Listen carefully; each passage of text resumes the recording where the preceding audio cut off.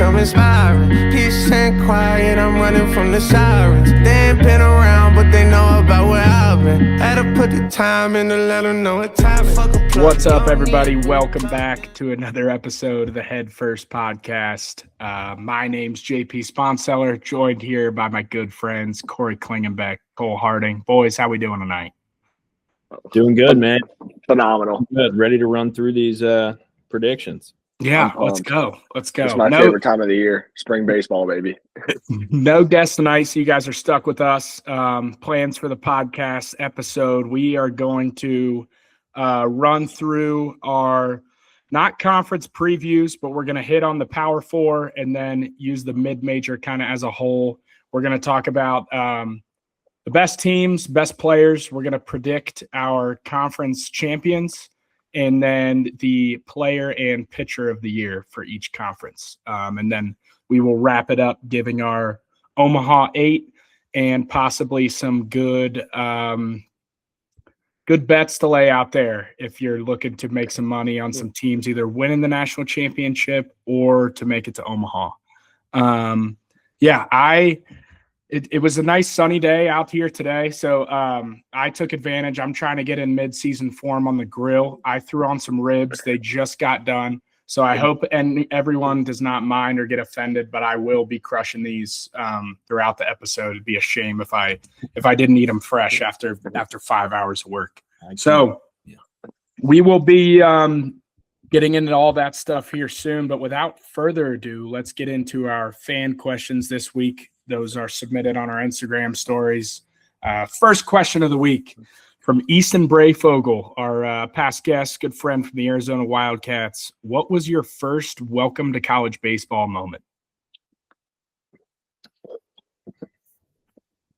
Mine would be inner squad. Evan Shawver was like my first at bat. He got drafted by the Rockies. He was I remember going up there. I was like, just get a heater. Like, I'm a freshman. He's going to throw me a fastball and just like backdoor 2 sliders to start me. And I was like, all right, this is going to suck. I think I struck out on 3 pitches and just turned around and walked back to the dugout. So, yeah, it wasn't fun. It's usually how it goes. Yeah. Everyone's got those. Yeah, not fun at all. Oh, I think I'm going first practice or first, get into it day. I think I was catching bullpens, sit behind the dish, and it was Chase Hopewell. And, long hair dude, tall guy, pretty intimidating, got behind the dish, and he just threw me like a heater at like 95, 94, and he just I just clanked it. I just clanked it off my glove, and, everybody's ripping my ass from behind. Everybody just, behind the net just ripping me apart, sausage, one of those. But yeah, it was great. I guess just clanking stuff first practice, I wasn't really ready for it. Yeah. But Hey. Sausage.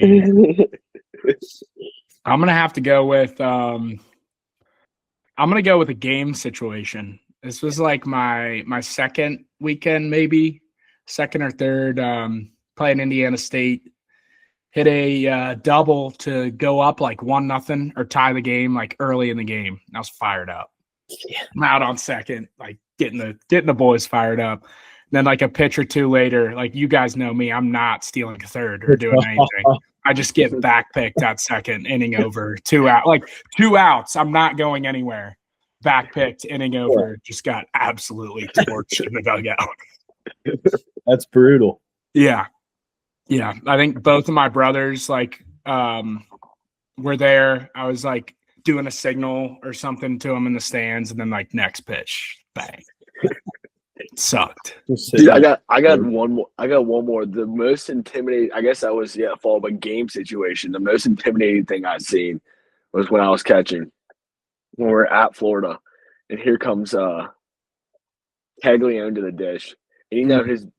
He looked huge on the mound, but he looked even bigger in the box. I'm catching, right? I squat down. Walked up to Future. Yeah, his back foot is on the back line, and his front foot is probably 4 inches from the front.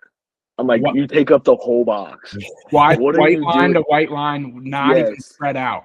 not even spread out, and the DeMarini goods, the silver one in his hand with his finger up. I'm like, dude, that thing looks like a toothpick in your hands. Yeah, Like you're not supposed to be swinging a metal bat right now. Probably a 34. It looked like it literally like a magic wand in his hand. Yeah. I'm like, dude, you are not real. And then he proceeds to I think he hit like 4 home runs that weekend. I think you're right. And then he was like SEC player of the week. Yeah. He hit 3 on Sunday and was talking shit to our dugout. Yep. I remember because he started that game and I wore 95 first pitch and I didn't even get like a bruise. I was so pissed. I was like, wore it like right to the side. I didn't even get a bruise. All right, next question from Brandon Tucker, Northern Kentucky Norse alum. Bear with me, it's a long one. Hi, JP. First time, long time. On a bachelor trip or getting the boys back together, what's the first drink of choice? Ripping shots? Cold beer? Maybe an old fashioned. Thanks, JP. I'll hang up and listen. I'll lead this one off since I just did have my bachelor party over the weekend in Siesta Key, Florida. My first drink, right when we got there, we went to a great establishment, Gilligan's Island Bar. Awesome. And I'll be honest, looking over the menu, like you get to Florida, weather sucks up here. Like I'm looking for something that kind of fits the vibe. Like I know I'm going to drink plenty of Coors Light throughout the weekend, but I want something that, and I'm looking at the menu and I see this Bacardi something mixed drink. It's called the Shipwrecked. I was like, that looks like it's exactly what I'm looking for. So I went with the Shipwreck. It's kind of a fruity. It had like noon, wasn't it? Yep. Yeah, it was noon. Yep. Yeah. It had one of those little umbrella in it. It was very fruity. Kind of put me on my ass after one. So I very quickly made the switch over to Coors Light. Like Cole said, it was about 1 p.m. noon. So decided to make the switch back over, but that was my first drink. And I think every time I go to like a vacation or get the boy, like it depends on the setting for me, what the first drink is. But and you were in fact shipwrecked. Yeah, I got shipwrecked for sure. Kling, I don't know about you. I feel like we would agree on this. Probably just a cold beer. Yeah, an ice cold. Oh, yeah. Cold beer, baby. Say, I don't think I saw Harding drink anything other than Miller all weekend. Nah, I had a pina colada the first night at a daiquiri deck. That was it. That's out of your element. Yeah. Other than that, it was Heat. right in the slot. Right in the slot. Same with you playing, just cold beer. Yeah, cold beer. Unless we're in a different setting, like you guys were, but like different setting, maybe out. I'll probably get a cold. Yeah, I mean, just an ice cold garage lime. Yeah, garage lime. You're big on those right now. I mean, garage limes. Those hit in a different spot. I think those. I'm not going to go anywhere else, but those hit the spot. All right, next question, Ryan Nicholson.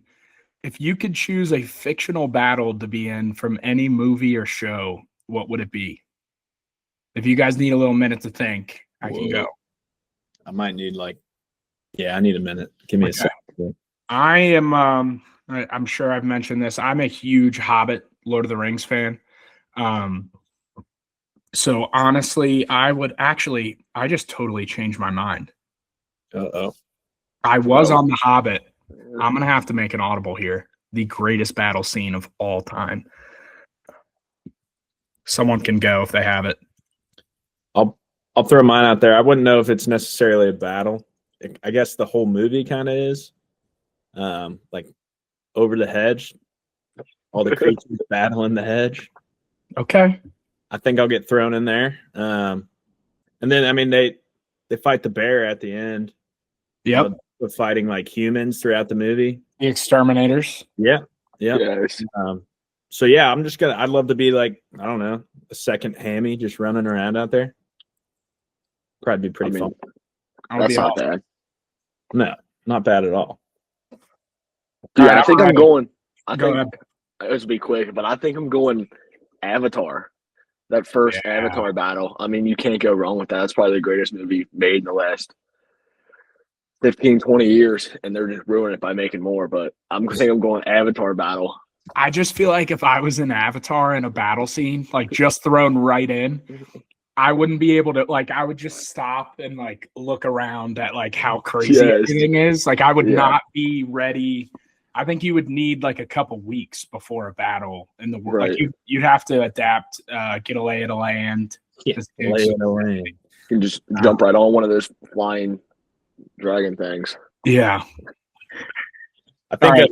Oh wait, yeah, John. What you switched your mind? Yeah, mine is it was gonna go with the Hobbit. I'm going back to the Lord of the Rings. The second movie, The Two Towers, The Battle of Helm's Deep. It's the worst movie, but it's the best battle in any of them. It's awesome. I can't even describe it. You guys are just gonna have to look it up on YouTube. There's orcs running around and all the people are holding the front line with bow and arrows and just letting them rip. It's dark, gritty weather. It's awesome. Weather. All right, our last two questions are from Sean Springer. Would you rather pick one song to listen to forever or one movie and that's the only thing you can watch on television forever? One song, easily. Yeah. You're saying you couldn't watch like sports or any? That was my thing. Yeah. Couldn't watch college ball. Yeah, I think I'm going song. I love music, so that would suck for me, but you have to go song. Yeah, without a doubt. Yeah, I think we're all three also, on song. What if you could like that would probably go against. I was gonna say like get on YouTube on your TV and play a song, but it's still like changing the song. So I don't think that. I don't know because movies have songs. True. Movies have songs, but I don't know if you can just go to like the music video. That might be cheating. Yeah, for sure. But if you really want to hear a different song, you just like look up your favorite movie and like go to the exact minute. Just start banging it. You're like, man, I really miss this song. Just on whatever film. All right, last question, and I want to preface this. Let's just be careful. I don't want to offend anyone here. Is Helen Keller real? Springer said in parentheses she's not. So, I don't know. I'll just leave it at that. I actually did a little research before we hopped on here. I found some film of her, which I've never seen before. I think she is. I think definitely a real person. Yeah, sure. We can, but I think more what he's asking is like, is everything is the legend true? And yeah. I think you could make arguments, or I could see how people could doubt it.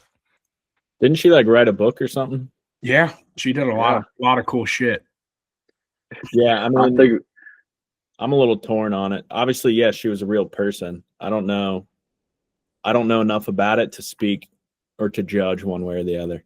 Yeah, I think after my research, I think I'd have to dive back into it a little deeper to have any strong conviction about it. Yeah. All right, well, that wraps up our fan questions. So we appreciate you guys for submitting those. Those are on our Instagram stories, so keep an eye out and fire us off some questions. Now let's get into talking some baseball. We will start with, or I'll reiterate, we're going to go conference by conference, talk about our champion. And when we say champion, I think we all agreed on, we are talking regular season number 1 seed in the tournament. I think it's kind of bonkers to predict a tournament in February that starts in late May. So we're going to go pretty much just who we think is going to be the best team in the conference throughout the season. And then we will go with our player of the year and pitcher of the year predictions. So let's start with the ACC. Boys, who do you guys got as your ACC champion? I got number 1 at the top, holding the heist, North Carolina Tar Heels. Okay. Yeah, I think they're gonna keep their reins. I know Georgia Tech is highly up there. I also got Virginia up there as well, but I think North Carolina just rules the roost and freaking keeps it going, baby. I had the same thing there, Kling. I had North Carolina winning the regular season. I had Georgia Tech up there. I think a sneaky answer to this could be Florida State. I think their lineup's going to be really, really good. Yeah, I had to take them out. I think they'll be really, really good. But Yeah, I think North Carolina will ultimately be on top going into the postseason. Yeah, the 4 teams I had Georgia Tech, I had Florida State. I agree. I think their lineup could be potentially one of the best in the country. Yep. The big thing with them is that a lot of their pitching staff is new, Yeah. but they're all transfers from some big time schools. So I think it just comes down to kind of how the pieces fit and who meshes well. Another team that I didn't hear any of you guys mention is the Louisville Cardinals. They're returning a lot of that lineup, or a decent amount of it, who was in Omaha last year. I do have some questions about the pitching. I know last year it was even a little shaky before they got some guys to really step up towards the end. Also had the Tar Heels. I think that pitching staff's going to be really good with DeCaro and Boaz. But since no one else did it, I'm going to go with the front runner to repeat, go back to back. Give me the Georgia Tech Yellow Jackets. I like it. I like it. Fair. All right, now let's go to the ACC Player of the Year. I think not a lot of people were picking anybody else, but I'm going with Drew Burries from Georgia Tech, the absolute slugger. And he's front runner in a lot of things. Player of the Year, Golden Spikes, all this, that. But I think he's lived up to his hype every single year. And I don't think he lets anybody down this year with his absolute monstrous pop and his gold chains that flop around when he runs. Me and Kling are on the same page again. This was kind of a no-doubter to me. I felt like I think he will probably be up there as a finalist for the Golden Spikes Award. So I think he does run away with the ACC Player of the Year. I mean, he can just hit the ball to all fields with insane power. So, and like Kling said, he's been pretty consistent his first 2 years. I think he'll stay on that track, and no one's found a way to pitch to him yet.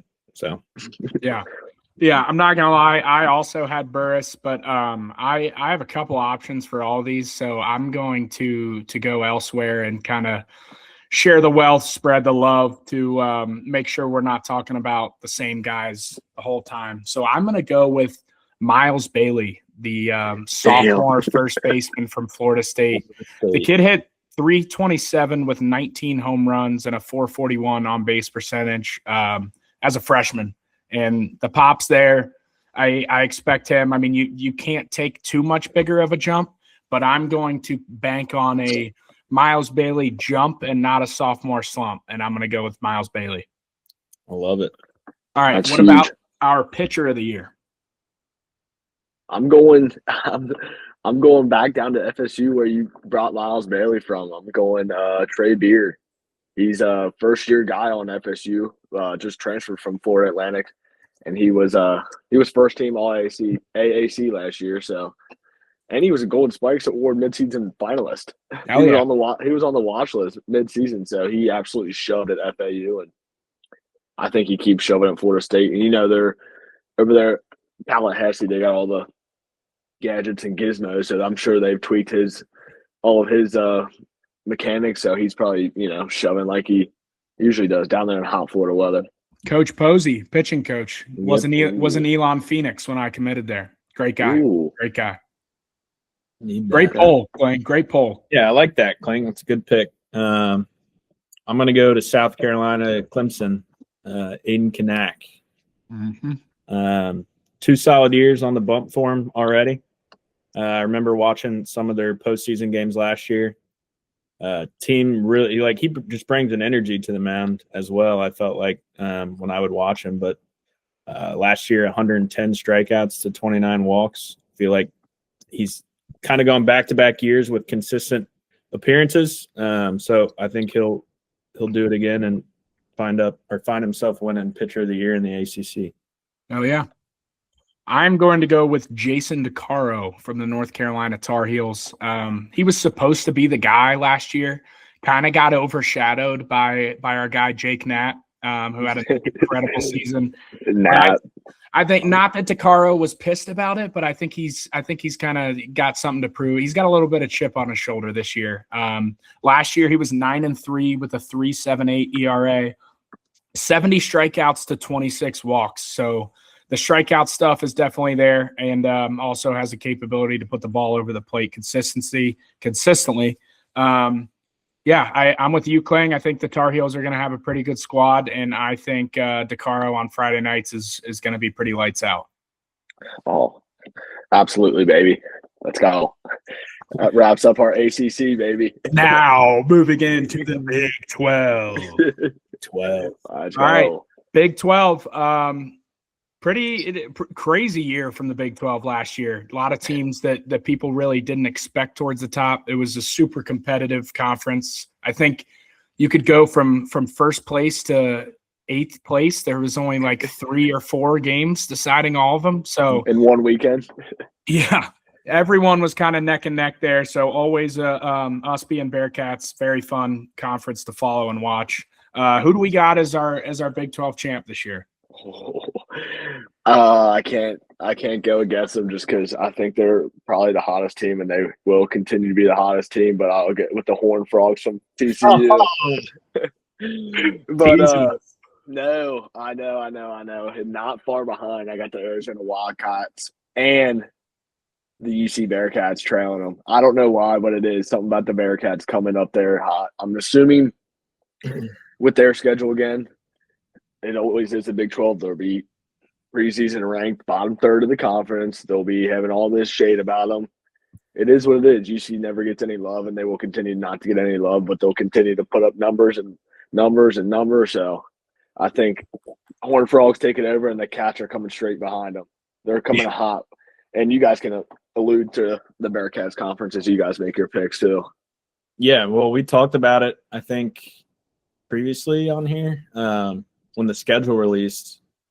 Big 12 schedule, it's not like the hardest Big 12 schedule for the Bearcats. Well, the Bearcats, just not to cut you off, but the Bearcats do not play TCU, Arizona, or Arizona State, who are, I would anticipate. I know TCU and Arizona are going to be at the top, and I'm sure Arizona State's going to have another good squad. Yeah. Yep. So I think they were in my top 3 that I thought had a chance. I mean, that's also a little biased probably, but that's all right. Me and Kling still on the same page here. I had TCU as well. I just think kind of what Kling said. They have the person leading them there in Fort Worth. He knows what he's doing. They've been pretty consistent for the last, I don't know how many years. I think they'll find themselves at the top. I also had West Virginia and Arizona State in there as well. That's Virginia had a good year last year. So yeah. And they kept some of those big arms. Like Chase Meyer will probably be the Friday guy. Obviously, I know he threw out of the pen last year, so we'll kind of see how that works out. But yeah, there's been very little talk about West Virginia for how good they've been the past couple of years. I saw they actually have a decent amount of like D2 or lower level transfers coming into their lineup, which I think that plays. I think if you rake at that level, you're going to rake at any level. So I'm kind of very interested to see. I would not be shocked if they're back at the top of the conference. They won it last year, or at least first place. I love the Bearcats too. I think they're going to be right up there in the top 4 for sure because of the schedule and I think the talent. I just think they're people are going to talk about Cross leaving and Viderick leaving and all these guys, and I think you're going to see guys like Derek Pitts, Quentin Coates take that next step. Conlon Daniel coming in. We're going to see a bunch of new faces, and they're going to be a team where I feel like you're going to see the pieces start to come together maybe 3 to 4 weeks in. I think there's going to be a lot of guys in and out. They're going to find what works, and there's going to be quite a bit of shuffling around before conference play starts. Yep. Oh, it's going to be interesting. I'm so pumped. This is kind of crazy to say, but like think about it. Like look at IU, what they just did in college football, and look at Bishop. I mean, I know Cole played for him. Just get the oddball that leads the team in the right direction. Everybody commits to one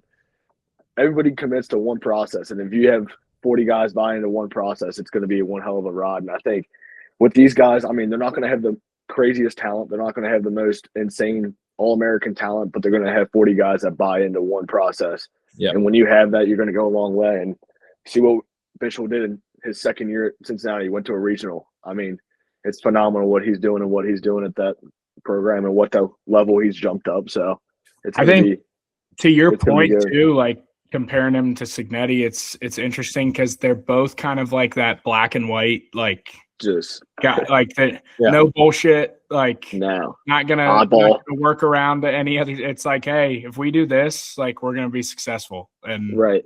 I think like what you said, you get that many dudes to buy in, you're gonna have success. But Yeah. IU didn't have the craziest 4 or 5 stars, but they won it.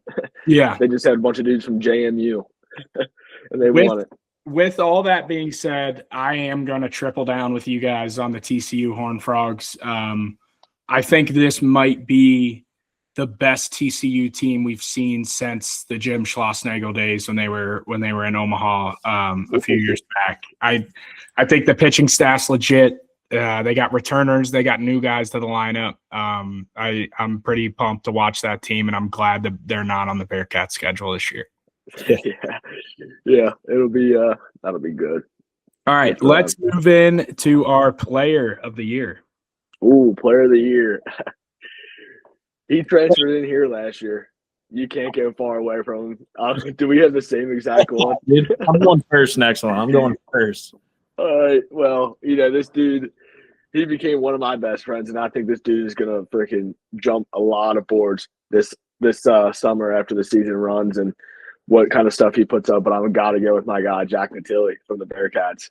He, his robotic ass is still pushing. So I think with all the hype he's getting, he kind of has those weird blockers. He doesn't like listen to that outside noise, but he'll see it. Everybody sees stuff on social media, but he's a good guy to put his head down and keep working. So I'm excited to see what he does this year. Everybody's going to be he's going to be the one, All-American on EC, so everybody's going to want to pitch around him. So I'm excited to see what he does with all this noise.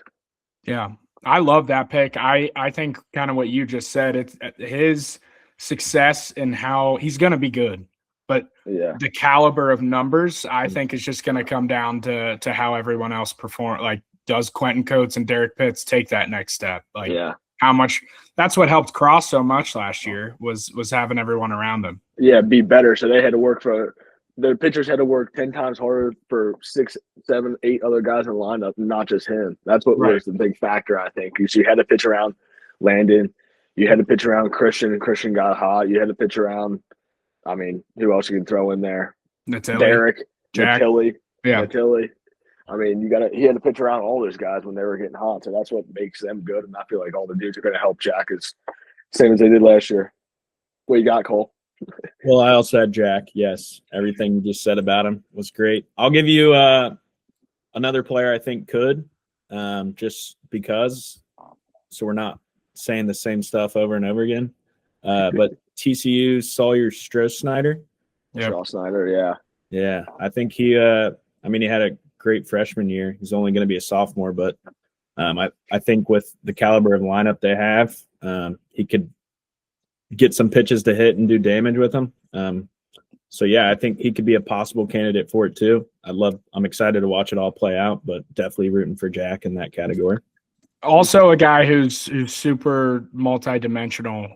He had 11 homers, hit 350, but had 10 triples and 13 doubles. So also 10 stolen bases. So dude can hit for some contact and swipe some bags and get moving on the bases.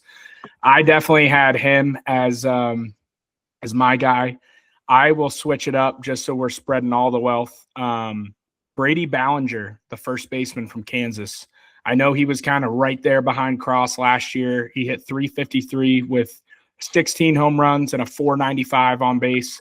From my experience being out there, when the wind's blowing out, the ball absolutely flies there. And this dude, he's got a nice stroke. I like watching him hit. So I'm going with Brady Ballinger, and I think he's got a chip on his shoulder after not winning it last year. Obviously, with all that being said, I'm pulling for our guy Jack Natilli. I think that's a great dark horse option going into this season. All right, give me your pitchers. Let's go. Ooh, go ahead, Cole. I took Mr. Lepore from TCU, Friday guy. Yeah, he shoved last year, just straight up. Actually, the Bearcats were one of the few teams to kind of get to him when they went down to Fort Worth. But I think he's just going to have continued success and good defense behind him to get his stats where they need to be. I mean, he throws fuel, has good breaking ball, so I think he'll find some success and definitely be a top 3 to 5 pitcher in the league when it all boils down. I'm gonna go. You know what? I'm gonna change mine now. Audible. I'm gonna change mine because I know this guy has also climbed the ranks a lot, and he's got a huge chip on his shoulder. He comes from about 30 minutes up the road as well. I got to go Nate Taylor, my guy. I don't know why, but something's different in the blood right now that he's come a little different this year, and I think he's gonna prove a lot of people wrong. All the talk that he's been our only pitcher, our only guy, our only ace, but I think he's going to show everybody why he's the ace of the Bearcats and what he can do for the team in Cincinnati. Yeah, I mean, there's a reason I just pump him out on social media. Not because he's good, but I love watching the kid pitch. I mean, he talks a little shit, nothing too much, but just plays with a lot of emotion and never does anything over the top. Just kind of seems like just a gritty Cincinnati kid out there, just looking to shove it. And love watching him pitch. He's definitely, obviously, who I'm pulling for in this award. Another guy I want to touch on is Owen Kramkowski from Arizona. I know he had a really up and down year. Reading off his numbers, 9-6 with a 5.48 ERA. So like really up and down. Had some really good starts, had some really bad ones, but 90 strikeouts and 18 walks. So that tells you right there that the stuff is definitely there. I think if he can put together a full season, he's got a shot at putting up some really big numbers. But Cole, I'm with you. This is one of mine that was undisputed. Not going to steer away from it. Tommy Lepore. Not mistaken, he won it last year, didn't he? I believe he did. Yeah. Okay. I got his. Yeah. 8-3 with a 3.09 ERA, 88 strikeouts, 27 walks. I believe he did win it last year. Yeah. Fun fact about Tommy Lepore, I actually hosted him on his – I wasn't his actual host, but when I was a senior, he was on his official visit when he was signed. He was signed to be a Bearcat. Which, he was going to be a Bearcat. Would be awesome. Someone screwed it all up. No, I made sure he had a great time. I promise you that. It doesn't say. It just says first team All Big 12. I'm not sure. I thought it was between almost like positive. him and Nate. We're in like a race, like who's gonna get it, but I couldn't remember. Okay, well that wraps up the Big 12. Let's move on to the Big 10 conference. Who do we got as our champ? We probably all have the same exact one, but I got to go the UCLA Bruins coming out of the West Coast, and not far behind is Oregon from the West Coast as well. I think Oregon tails them again. Oregon looked damn good last year, and I don't think they lost too many people. And then coming from the east side, I like Illinois. I like Illinois. But I like the Bruins coming out on top, and I don't see them coming anywhere from out top for the next 3 to 5 years. The Illini do have a fine third baseman by the name of Kyle Shootman. Keep that kid on your radar. Shout out Shoot. Shoot Dollar. Big Bears fan. Sorry for your loss, Shoot. Go ahead. I had the Bruins as well. Okay. Oregon in 2 spot. I'm going to show the Bruins some love with this pick just because I am not showing them any love in my Omaha 8. So this was my chance. I'm going to show the Bruins some love. I think they have every tool possible to win this conference, and on paper they probably should. Some other teams, I'll touch on them again here in a little bit, but the Nebraska Cornhuskers, they're returning a lot of that lineup and honestly a lot of the team. And I just love the way they play. Fun to watch. I was high on them last year. I felt like they kind of underperformed a little bit. So I would not be shocked for them to have a little chip on their shoulder and come out hot. Another team. No. I don't think Nebraska? What was it, 2 years ago? That's when Florida went to I had 2 years okay, ago. Yeah. me and John had them as our sneaky Omaha team last year. Damn. And again. And still. And another team, the Hoosiers. Watch out for the Hoosiers. Had kind of a down year last year, but I believe in that staff. Coach Mercer, I think he does a great job, and they've been really solid ever since he's been there. I would not be shocked to see them kind of have a bounce back season and be near the top as well. All right, who do we got for our player of the year? Undisputed. Undisputed. 1-1. Yeah. Yep. 1-1. right. Can't Rock go wrong. Chalosky. Rock Chalosky. He hit 353 with 23 pumps. Stud shortstop. He's the kind of the man, honestly. Really good. There's no reason that he shouldn't have another phenomenal year. I'm going to go with a dark horse, though. I'm going to shuffle us up. Whoa. Uh-oh. Look at that. I see you, Clang. Look at all those awards. That's all on Rawlings Player of the Year, 2025. D1 Player of the Year, Baseball America Player of the Year, Perfect Game Player of the Year, All right. Player of the Year. We don't need All all right. He's good. He's good. Dark I horse. think. Yep. One no one knows about yet. Oh God. Uh-oh. Is this They going may to be not know the name, but they're going to this year. going to be a The Former- sophomore, alumni? former Mason Comet, Jake Hanley, Oh. the first baseman for the Indiana Hoosiers. Last year as a freshman, he hit 333 with 14 homers and a 430 on base percentage. And I don't even know if he hit his – I think going into conference play, he may have had like 2 homers. So he's always been like just a very solid hitter and not a home run guy. And I think you saw the power really start to tick up as the season went along. So, I mean, whether it's this year or next year, this kid's going to have a 20-25 home run season before he's out of Bloomington. So I'm going to go with my dark horse, switch it up, Jake Hanley from the Hoosiers. Yeah, dude knows how to backspin a baseball. Yeah. Huge doubles guy. I think it's just him adding strength. Now those balls are just carrying out of the park. Yeah. Pretty agile first baseman, too. So, no, I like that pick. Good pick. He went crazy in the Cape, too, as well. I mean, not crazy, but he went to the Cape after his first year, which is pretty impressive. So good for him. All right, let's move on to the pitcher. Pitcher of the year in the Big Ten. Year. I got Mason Edwards from USC Trojans. Okay. He had 46 strikeouts, 12 appearances last year, but tall, lengthy, lefty. Ooh, lefty. Yeah. A lot of potential. Lot of potential out of Los Angeles, California, where he resigns. Only 12 appearances, 5 starts, but he had 46 strikeouts in 32 innings. And I kind of read about it. I read about him. I deep dived into him. I think he's going to come out hot this year. I like it. Let's go. I like it. Mason Edwards. I went with another Bruin, Michael Barnett. He was second team All Big Ten last year. Went 12-1.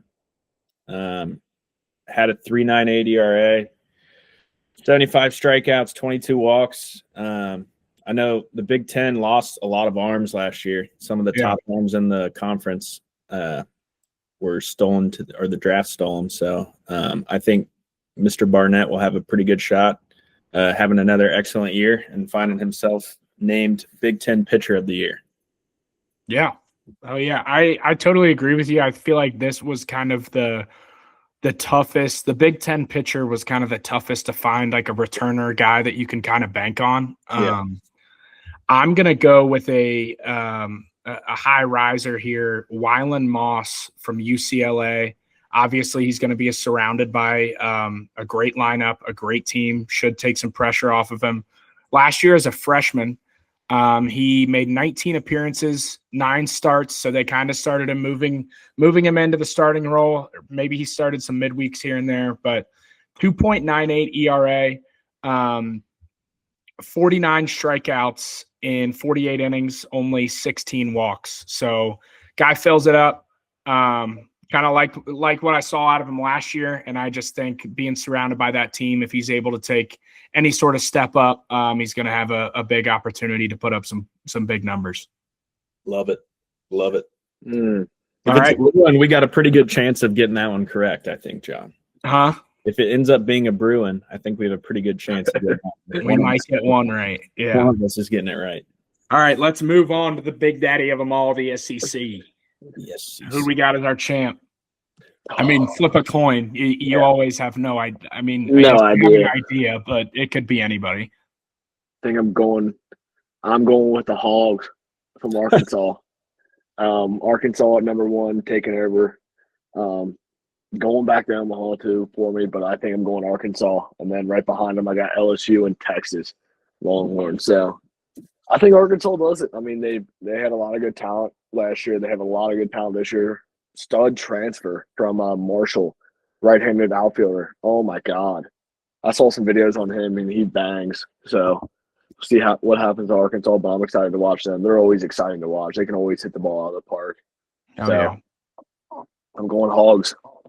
I had those two up there as well. I couldn't really decide which one I wanted to choose to win the conference, LSU or Arkansas. I had a sneaky one, Mississippi State with the new staff. Very talented lineup. I think they'll have some good arms or a good rotation there as well. Ultimately, I think I would just bank on Coach Van Horn getting those guys ready to play. He has plenty of experience and knows what it takes. So I think I would go with Arkansas as well. Okay. I love all those teams you mentioned, obviously. Another two that I kind of wanted to touch on that were not mentioned. I seriously think Auburn has the potential to have one of the best lineups in that conference and in the country. I think last year it just kind of came down to how many guys they could count on the pitching side. So I think I think they have the talent. It's going to be down to if they perform or not. But I do think they could be kind of sneaky right up there with that lineup. LSU, Texas, Mississippi State, obviously. Another team that people have kind of not written off, but because of last year, they kind of sold themselves. A&M was the undisputed first-ranked team, didn't even make a regional. Now, I believe they're still ranked like 24th or 25th or something, but yeah, they'll always be I just there. think all those dudes are probably have just been working their ass off all off season, and they're generally just pissed with what went on last year. I know people gave Michael Early a lot of heat in his first year, underperforming. From what I've seen, I believe in the guy. I think he's a great coach, and I think the guys love him. So I would not be shocked for the Aggies to have another strong season. I can't go against the LSU Tigers, though. I think with what they have coming back and just Jay Johnson has proved how well he's able to just reload, and they call that place the powerhouse for a reason. And I think they're going to have another big year in Baton Rouge. So I'm going to go with the LSU Tigers. John, put me on the phone. Not hold out a bad. the Aggies, they get a big piece back. Lost, is it Gavin Grahovic? Is that Grahovic? Yep. yeah, he's out last year. I think it was something with his shoulder, correct? Yeah, he had shoulder surgery. I think it was like a couple weeks in, so missed. But I mean, he was supposed to. I believe he was he may have been a sophomore draft guy. Like he was supposed to be on the top of some boards last year. So I think him coming into his junior year, I expect him to have a monster season. Yeah, no, I liked that, but yeah, Tigers always a good choice. All right, let's move into our player of the year. Ooh, player of the year, baby. I'm going with a guy that had a huge bat at Virginia. Didn't really like it. Wanted some pop, some juice. Wanted to bang the ball around the park where he can go very easily. He can go to Tennessee. He can launch the ball right, left, center with the flick of the wrist. I'm going Henry Ford from Tennessee, player of the year. How about that name? Henry Ford. I had to look it up a couple of years ago to make sure I was right. That is the Ford dealership. That's the guy's name, Henry Ford. Yep. Yeah. Awesome. His parents were probably excited when he was born. He was like, yeah, we got this guy. He's going to drive a Ford truck when he's older. Ford, F-150, souped up. Ford. Me and Kling, we finally went different directions. I know John's pretty high on this guy. Shit. Yeah, you got to see him play. Outstanding left-handed hitter, outfielder from Mississippi State, Ace Reese. Yeah. Dude had an unbelievable season. I don't see any reason why he couldn't do it again. I think he will be SEC Player of the Year. Yeah, this was another one I wasn't steering away from. I'm going with Ace Reese. Got to see him play last year and honestly just kept getting better throughout the year. He hit 347 with 21 homers, 17 doubles. That's a 716 slugging percentage. So not bad at all. No. Dude was just an all-around hitter. Like, has the home run swing, but also would stick his ass out and flick a double the other way. Like, kind of could do it all. I was super impressed with him. So I would not be surprised if he comes home with that this year. A dark horse I want to bring out there is my guy Trey Phelps from the Georgia Bulldogs.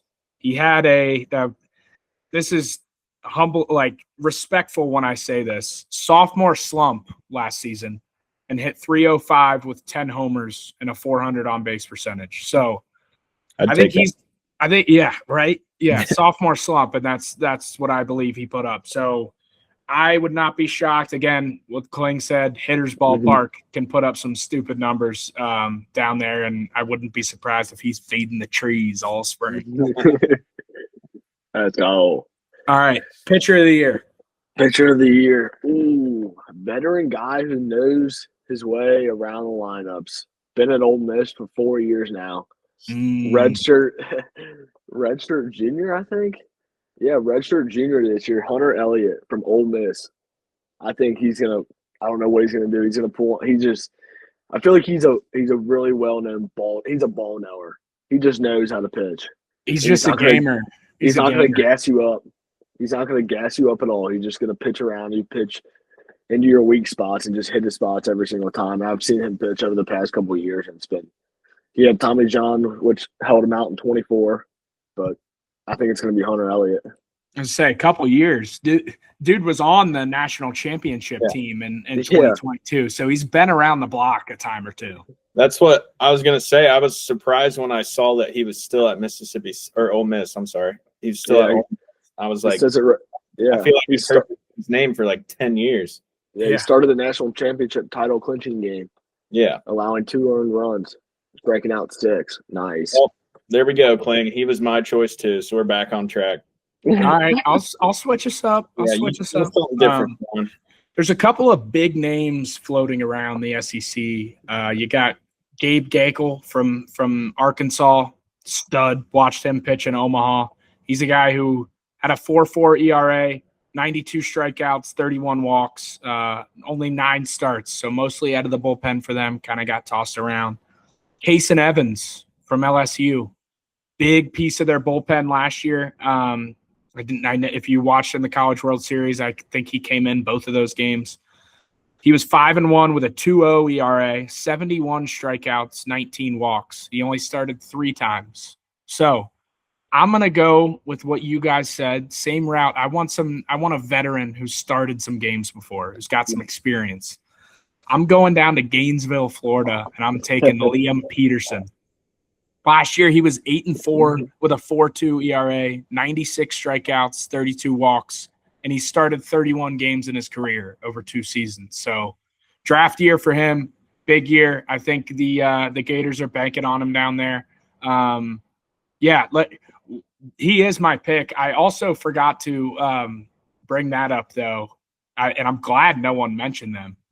Whenever everyone is sleeping on the Gators, they always come out hot and have a really good team. So I will touch on them there in a little bit, but I'm glad that no one brought up the Gators for the SEC because do not be shocked if they have a big turnaround season from last year.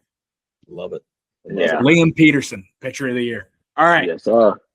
Instead of going through every single conference and making this a 14-hour episode, we decided to group the mid-majors as a whole. So we are going to talk about our mid-major team or teams of the year, and then our player pitcher of the year across all mid-major teams. So let's hear it for our mid-major team of the year.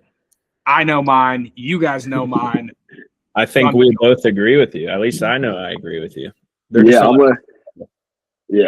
They're on a way different level. The Chanticleers are on a way different level. But It's know what?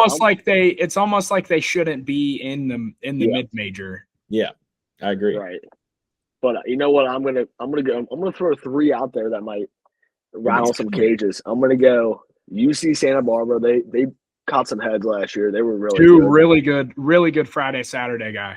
Yeah. So they're gonna make noise again. And then I'm gonna go with 2 other ones that'll make you laugh. Southern Miss is always a sneaker. Always a sneaker. Oh, they're gonna be dialed. Yeah. They're ranked. Sun Belt. Yeah. Sun Belt? Yeah. And then I'm going our guys. You can't go wrong with them. They just straight up bang. They're coming to Clifton. I'm going Austin P. Governors. I mean, they're going to win 45 games again. And if third year under Fanning, fourth year under Fanning, I'm hoping, I want to throw the cards on the table for them in the ASUN tournament. They just got to win it this year to have a meaningful year because they win 45 games a year. But there's no point if you can't win your tournament to not make it to the regional. So I think he's going to figure it out. I think he's going to change some stuff up, and he probably is already. So I'm excited to see him in Clifton. I'm excited to see what they can do in ASUN. Yeah. Harding, before we talk about the Chants a little bit, I also wanted to talk about the East Carolina Pirates. I feel like they had a down year or two, if you'd say, since the whole portal world kind of opened. And I feel like everyone kind of wrote Cliff Godwin and that whole program off. They won't get back to the Super. They'll never get to Omaha. I've heard a lot of things. And I honestly, watching them at the beginning of the year last year to the end, looked like a totally different team. And you heard Cliff talk about, we just need to find the pieces. Like, this team's good. We need to, and I didn't believe it to a certain point. I was like, this team's just not as good as they have been. But then you watch them, you turn them on in the Conway Regional, knock Florida out, beat them twice. And then, I mean, they gave Coastal a run for their money there. So they definitely were starting to click at the right time. They got a great pitcher, Friday guy, and Ethan Norby, who we'll talk about in a little bit. But I definitely expect the Pirates to have a bounce back year and have a solid year in the American. They're always the front runner in the American. It seems like every time you go to that conference tournament, you're just like hoping someone else other than them wins it. So you got a hell of an outfielder now, Jack Vogley, baby. That is true. Jack Vogley. He bangs at the Another team that I was just going to talk about, they're not a mid-major, but they're not in a conference, is Oregon State. Yeah. Obviously, they were in Omaha last year, have a few big pieces returning. They got Dax Whitney as their Friday guy, who I think might be one of the best pitchers in the country this year as a sophomore. So also wanted to show them a little bit of love since they are not in a conference anymore. And I have one more team that I'm not going to mention yet. I'll talk about them here in a little. All right, give me your mid-major player of the year. Go ahead, Cole. Or wait, no. Let's talk about the Chants. We didn't even talk about the Chants. We didn't talk about the Chants. We might as well just loop in pitcher of the year while we talk about them. Okay. Yeah. I don't know if there's another pitcher that's going to win that. Undisputed pitcher of the year. We all on the same page here? Yeah. Cam Flukie from the Chants. Flukie Friday, all 2026. Dude's going to shove. Here's some numbers for you. 7-2 with a 3 ERA, 118 strikeouts and 24 walks. So the dude's got stupid stuff, pounds the zone with it. There's no doubt in my mind that he might be the best pitcher in the country this year. I think he's going to be the best mid-major pitcher of the year. Yep, I would agree. And to touch on the Chants a little bit more, they surprisingly had a pretty young lineup last year, other than Caden Bodine. So they're bringing a lot of guys back. I believe in that coaching staff and their culture as well. I think they do a really good job. I'm curious to see how they handle the hype of this year. This has got to be one of the first times where they're truly like preseason top 10 ranked. I feel like that they always are respected, but this is definitely the first time they're being looked of so highly in the preseason. So curious to see how they handle that. But they're my mid-major team of the year. I think they're going to be really good. And I got them back in Omaha. But yeah, I think Chants are my team of the year for the mid-majors. Yep. I think we had that across the board. Yep. Kick us off for player of the year. You want me to go or you're going? I can go. Yeah. I had an outfielder, he'll be a sophomore this year out of Gonzaga, Mikey Bell. First of all, great name. I like that name a lot. He hit 360 last year with 11 homers, and his OPS was over 1,000. I think he will continue to. I mean, if you do that your freshman year, you got to know how to hit the baseball. So I think he'll just continue that, and I have him as a player to watch in the mid majors. It's a good pull. Good Yeah. pull. Go ahead, Spawns. I'm going to go with one of the Austin P governors. Shout out Coach Fanning and the boys. Ray Velasquez. Last year he hit 362 with 18 pumps and a 475 on base percentage. That lineup's going to rake again. He's going to have some protection. And I believe this is his 4th season. I believe he's a redshirt junior. So definitely expect he might hit 30 homers there this year. There he might hit 40. And I'm going to yell with Coach Fanning, bang, on every single one of them. So, yeah, Ray Velasquez. Yeah. I mean, I don't know. I don't really mid-major wise, but it's just going to be – I think it's going to be up in the air. I don't know, between like 7, 8 guys. I don't got any, but there's 7 to pick from. He was over so many conferences too. So just give us one of them. Who's someone you're high on? Just give us a name. Let's see here. I don't know. I don't really have one. I really don't. Fine. Whatever. Whatever, dude. We'll move on. All right. Let's get into our Omaha 8. The thing that everyone talks about, everyone does. I've never done it before. I think it's pretty dumb, honestly. I think it's the hardest preseason prediction in all of sports. I think it's 10 times easier to predict the college football playoff than it is the Omaha 8. I'd go more than that. It's probably 100 times easier. Another thing is like you have to think about if you pick a team and they match up in the regional or super regional, you're screwed. So there's just a lot of things that go into it, and it's pretty much impossible. So I honestly kind of racked my brain thinking about it for like 3 days, put some numbers into it. So mine might go over. I hope it doesn't. I picked a couple teams that a lot of people think should, but yeah, mine's pretty surprising. I just want to preface that, like, I don't really want to hear anyone's bullshit because I don't really care. So if you feel strongly against my Omaha 8, just have fun with it, I guess. Because Murray State was in it last year. No one chose. Yeah. Okay. So if you guys want, I can lead us off here. Yeah, go ahead. Okay. Go ahead. Yeah. Just to give you guys some numbers here that played a factor into my decision making.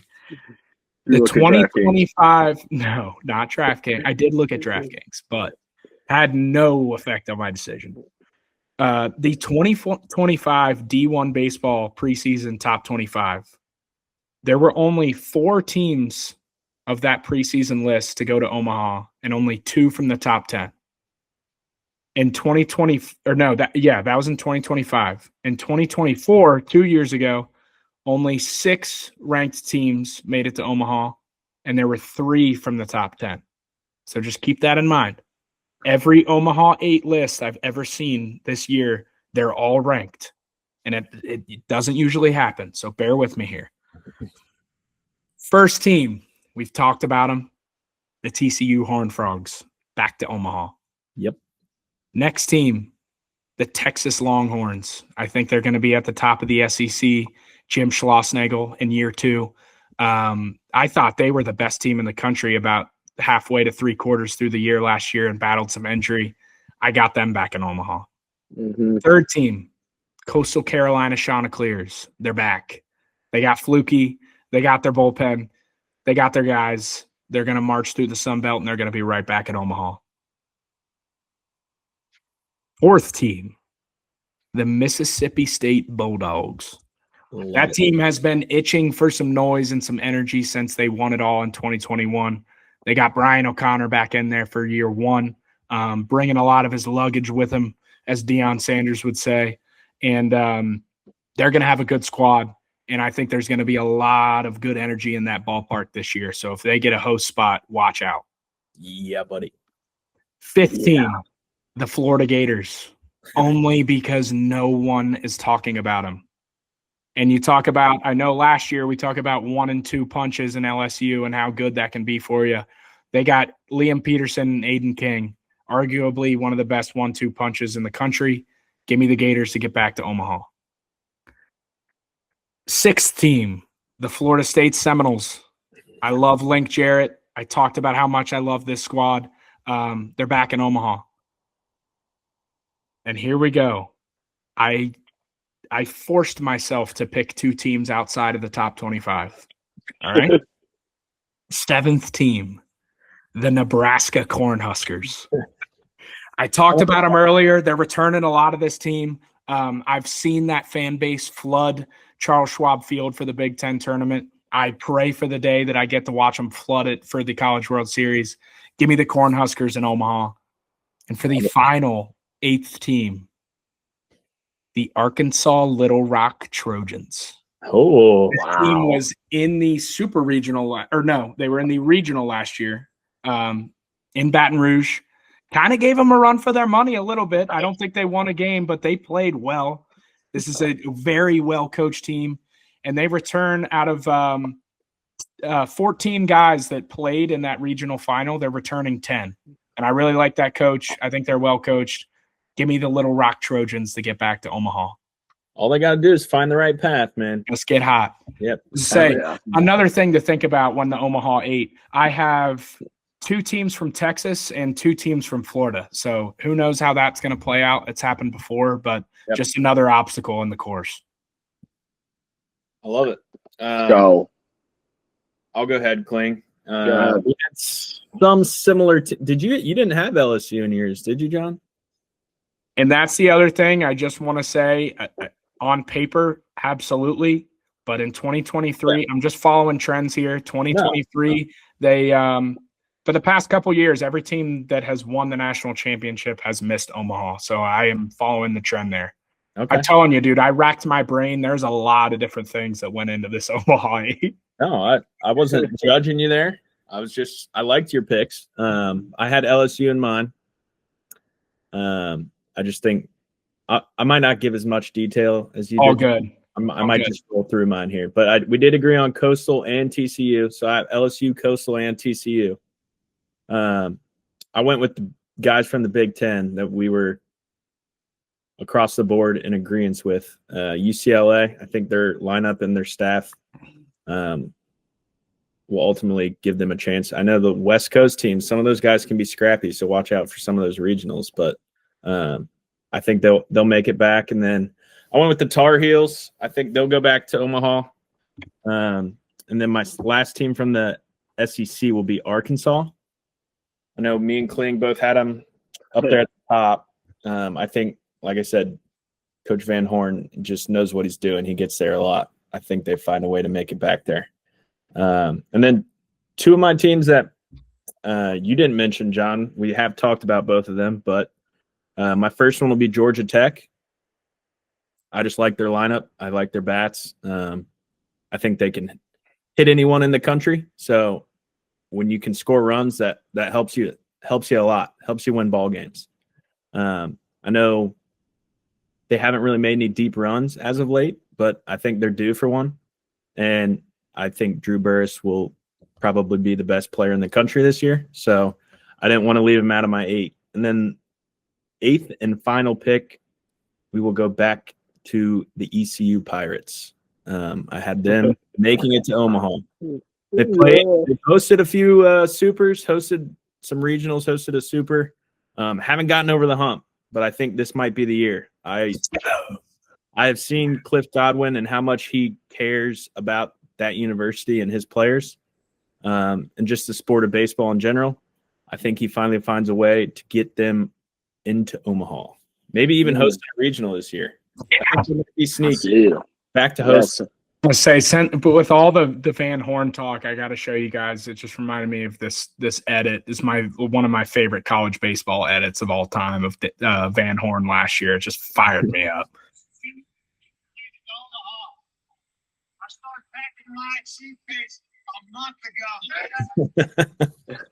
Jumping into the Let's pond.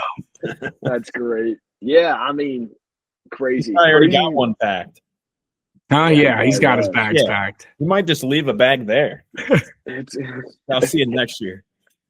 This is crazy picking the Omaha 8 because it's literally insane. You can predict a Super Bowl more than you can predict this. He predicts a lot of things better Yeah. than this. But you know what? Like, I think my top 7 were 7. like, well, my 7 are like big horse, like Okay. Power 5 schools. Okay. My 8th is not. My 8th is kind of sneaky, and I've heard a lot about him. But the top 4 from the SEC, I got to go LSU. I think all of us had LSU. You didn't have LSU, John, but me and Cole had LSU. Dan Van Horn and the Arkansas Omahawks as number 2, and then Vandy as my 3rd one. I like Vandy. I mean, I know Vandy choked it away last year to Wright State. They looked like crap. No, against I Wright like State that. and Louisville. I mean, 1 seed But- last year and didn't make it out of the regional. I like that. Yeah, Vandy is my 3rd, and then I'm going Longhorns for 4th. My 4th and final team in the SEC is Longhorns. They've always been scratching the surface somewhere, somehow, and I finally think they break through this year. And then on to the ACC, I'm going to go Virginia. I'm going to go Virginia Cavaliers with their new coach from Duke. Yeah. That Duke coach going there, Solid. and he brought that big first baseman with him. He brought his Or- luggage with him too. Yeah, he brought his luggage. AJ Gracia is probably Yeah, going to be a Gracia. top 5 pick this year, and that Kyle Johnson 2-way. He's a stud. Right. Virginia, I got them from the ACC, and then from the Big 12. I know me and you, JP, got them, and we're going with the Horned Frogs. The Horned We Frogs all got the from Horned Frogs. I had from him in there. TCU, and then the Big 10, the horse, the absolute Clydesdale from the Big 10. I don't think they're going to lose more than 10 games this year. The UCLA Bruins. Yeah. They just look powerful from top to bottom. And then my 8th and final one. It's a team that everybody knows about, but they haven't been there. They just got some sluggers. The Dallas Baptist University, whatever they are. Patriots. Yeah. Patriots. Yep. Yes, Dallas Baptist. I had them last year, Kling. I don't know. Yeah, I just like them. no, they similar to ECU. I mean, they've been scratching the surface for a long time now, and yeah, one of these years they're due to bust through. They were in Yeah. a super a few years ago. I think they actually played Virginia, and it was one of those weird ones where both host teams lost in their regionals or whatever. Yeah. Played at South Carolina, I'm pretty sure. Yeah. Say, just before I get any shit, so everyone knows, I looked at LSU and UCLA's roster for probably about an hour each, and literally just told myself, how are these teams Yeah. not I mean, going to Omaha? it's baseball. That's all you got to say. It's baseball. But yeah, I want to go against the current and stir some stuff up. I like it. Go. Let's go, baby. All right, I think that wraps it up. I think we're good on Natty. I don't want to put. There was a Yeah. lot of pressure there in the last few minutes. I don't want to put any more on us here. I'm sweating. Yeah. Well, I think that wraps this one up. If anyone has any closing remarks before we close up shop. Go I'm Cavs. excited. We're about a month away from college baseball. We got What are 22 days, baby. 22 days. All right, Yeah. let's 22 go. days. I can't Chop wait it to up. watch some ball with you guys. Yeah. We get clean in the Wrap it up. stands this year. Oh, buddy. Playing You don't first want me year up in the there. stands. Hey, half Yeah, we'll price see. before first pitch, John. Half Hell price yeah, baby. Yeah. Happy hour. UC Baseball Stadium all We'll year see long. before first pitch. Yeah, we'll see all you Bearcats fans up in the stands before first pitch. Hell At yeah. UC Baseball Stadium, baby. We're excited. All right. Well, that wraps up tonight's episode. Thank you for joining us. If you do not already, make sure to go hit that subscribe button, whether you are on Apple Music, Spotify, or YouTube. We appreciate it. It is the only way that we would potentially be able to make some money off this thing in the future, and it costs you nothing. So go ahead and subscribe before you close your laptop or whatever you're on. Again, thanks for listening. We will be back soon with some more content. And yeah. Why stop Love. now, baby? Why stop now? PCH driving, I needed some inspiring. Peace and quiet, I'm running from the